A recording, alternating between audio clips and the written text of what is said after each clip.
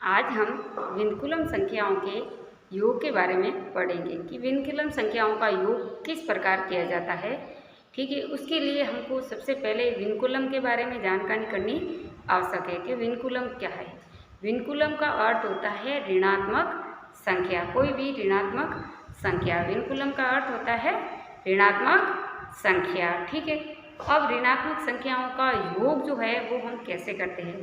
पहले तो ये देखो कि हम साधारण जो जोड़ बाकी करते हैं उसमें हम संख्याओं के आगे जोड़ या बाकी का चिन्ह लगाते हैं। जैसे ये माइनस का 6 है, ये प्लस का 6 है। ठीक है, तो साधारण जब जोड़ बाकी करते हैं तो उनके आगे चिन्ह लगता है। लेकिन वैदिक गणित में क्या होता है, जैसे ये माइनस का 6 है तो ये जो ऋणात्मक है ये -6 जो है इसके ऊपर जो लग जाता है तो इसको कहते हैं विनकुलम। क्या कहते हैं?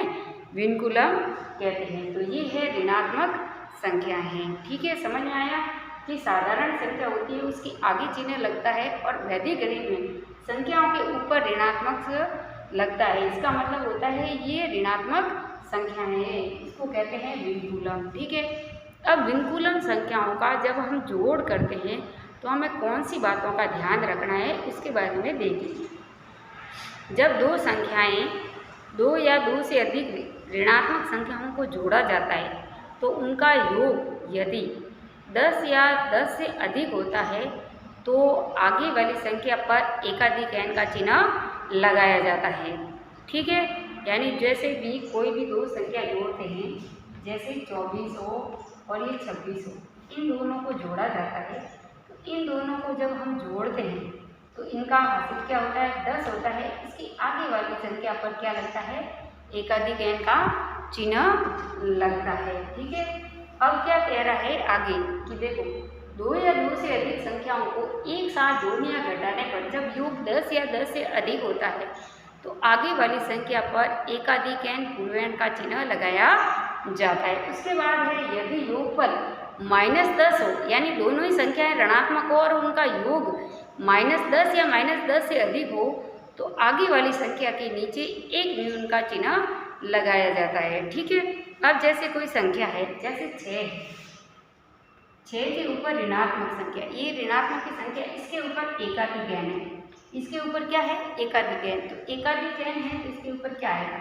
6 ऋणात्मक की और प्लस का 1, एकाधिक n यानी एक संख्या जोड़ना, ये प्लस की होगी ये माइनस की होगी, इसलिए यहाँ पे उत्तर आएगा हमारा -5। ठीक है, ये हो गया एकाधिक n। अब जैसे ये ऋणात्मक संख्या है, इसके नीचे एक न्यून लगा है, इसके नीचे एक न्यून लगा मतलब 6 - 1, यानी ये भी ऋणात्मक संख्या है, ये भी क्या हो गई?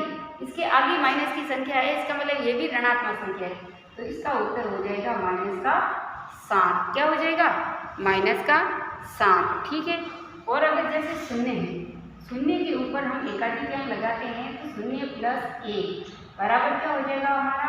1। अगर शून्य के नीचे एक न्यून लगता है तो 0 - 1 बराबर ये हो जाएगा ऋणात्मक का -1, विनकुलम का 1। ये बातें हमको ध्यान रखने की जरूरत है जब हम विनकुलम की जोड़ और बाकी करते हैं। अब चलते हैं हम वो जोड़ को योग करते हैं। हम दो ऐसी संख्याएं लेते हैं, जोड़ लेते हैं, उनको हम अब हल करते हैं। ठीक है, अब हम योग करते हैं। देखो योग में क्या है, ये दो ऋणात्मक संख्या है, दोनों ऋणात्मक संख्याओं को हम जोड़ते हैं तो 8 और 3 11 हो गए। जब हमारा योग -10 या -10 से अधिक हो तब क्या है, क्या कह रहा है, आगे वाली संख्या के नीचे एक न्यून लगता है। तो 8 और 3 कितने हो गए? 11। आगे वाली संख्या के नीचे क्या लगाना है? एक न्यून लगाना है। एक न्यून लगाएंगे तो यहाँ 4 में से 1 गया, पीछे क्या बचेगा? 3। तो 7 और 3 कितने हो जाएंगे? 10 हो गए। 10 ये हो गई हमारी पहली जोड़। दूसरी जोड़ देखिए, इन दोनों के ऊपर भी ऋणात्मक है लेकिन आगे वाली संख्या पर भी ऋणात्मक है, तो उसमें हम क्या करेंगे? दोनों ऋणात्मक संख्याओं को हम जोड़ेंगे। 8 और 4 कितने हो गए? 12।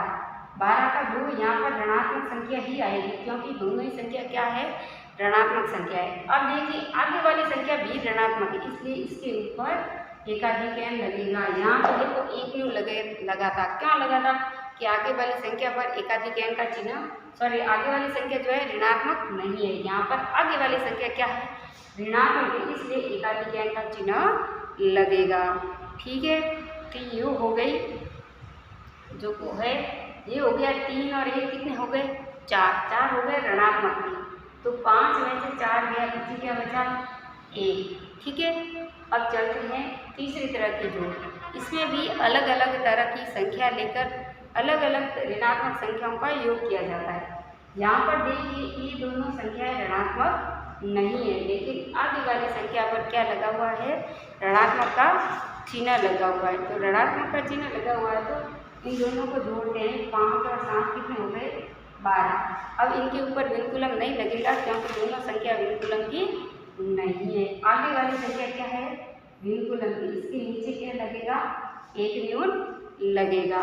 जब एक न्यून लगेगा तो क्या हो जाएगा, ये 3 हो जाएगा। 4 में से 1 घटेगा तो क्या होगा, 3, और 5 और 3 कितने हो जाएंगे, सॉरी 8 में से 5 3 घटाएंगे तो कितने बचेगा हमारे पास, 5।